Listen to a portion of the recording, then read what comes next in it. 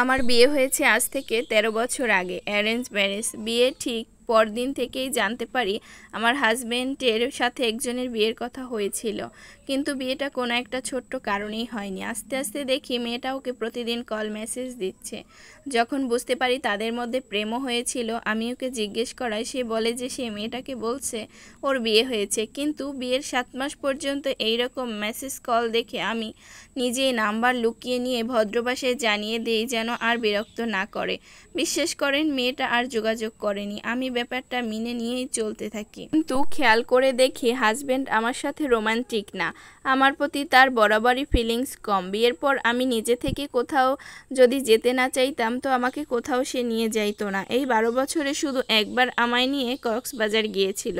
ভরণ পোষণ কোনো কিছুই দিত না, কারণ আমি জব করতাম। তার একটা অভ্যাস ছিল, কোনো কারণ ছাড়াই মাঝে মাঝে কথা বন্ধ করে দিত, আর তার সাথে দুর্ব্যবহার তো আছে। আর যাই হোক, এই অসহ্য যন্ত্রণা আমি সহ্য করেই তার সাথে ছিলাম, কারণ বিয়ের 1 বছরের মধ্যেই আমার একটা বেবি হয়। যাই হোক, সব কাহিনী বলতে গেলে একটা বিশাল বই লেখা হয়ে যাবে।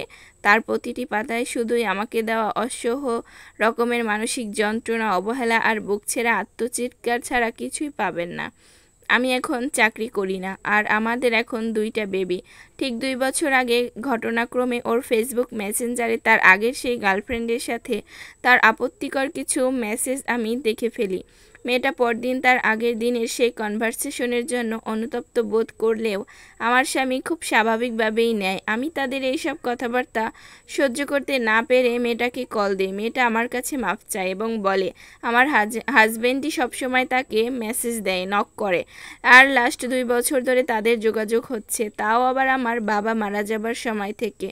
আমি খুব ভেঙে পড়ি। মেয়েটা আমাকে জানায় আমার হাজবেন্ড তাকে পাগলের মতো ভালোবাসে, এবং মেয়েটা যোগাযোগ করতে না চাইলেও আমার হাজবেন্ড মাঝে মাঝেই তার সাথে যোগাযোগ করে।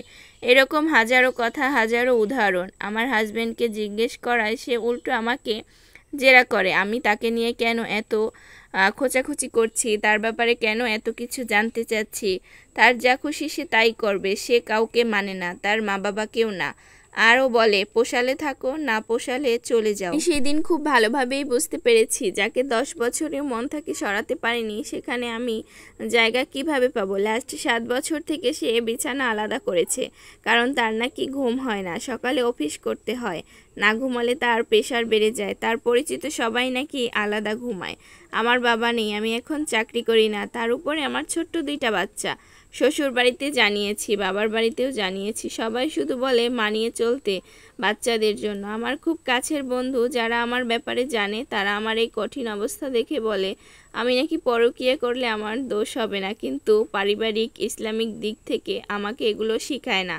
আর এইভাবে এত মানসিক অত্যাচার ভিতর দিয়ে আমি 12টা বছর কাটিয়ে দিয়েছি, কিন্তু আজকাল আমি আর নিতে পারছি না। কথায় কথায় দোষ ধরা, তার কথার উপরে কোনো কথা বলা যাবে না, এসব এখন আমার সহ্যের বাহিরে চলে গিয়েছে। সেই দিন থেকে তার মুখের উপর একটা কথা বলাতে আমার ছোট বাচ্চাটার সামনে আমাকে মেরে ফেলতে এসেছিল। তার চোখে মুখে আমার প্রতি এত ক্ষোভ, এত ঘৃণা আমি আগে কখনোই দেখিনি। আমি সেই দিন খুব অবাক হয়ে তাকিয়েছিলাম তার দিকে।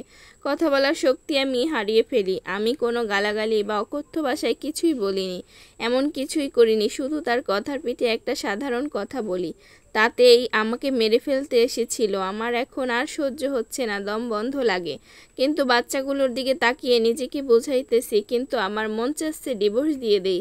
আমার শ্বশুরকে বলেছি আমি আর সংসার করব, সেও আমাকে ধৈর্য ধরতে বলে। আমি তো এক ছাদের নিচে পেরেশানিতেই আছি, আমাকে তারা বাধ্য করছে, আমি আর সহ্য করতে পারছি না। কিন্তু আমার খুব ভয় হয় ডিভোর্সের পরের জীবন নিয়ে। আমার সুইসাইড করতে ইচ্ছে করে। বিশ্বাস করেন, কেউ ইচ্ছে করে কিছুই করে না। একটা মানুষ কতটা অসহায়, কতটা কষ্ট পেয়ে পৃথিবীর মায়া ত্যাগ করে তা আমি খুব ভালো মতোই বুঝতে পারছি। মানুষ কেন করে জানেন? একাকিত্বের জন্য। আমি তাও পারছি না। এতক্ষণ যে গল্পটা বললাম এটা একটা আপুর গল্প, এর সাথে আমার জীবনের কোনোই মিল নেই, তবে এরকম হাজারো নারী রয়েছে।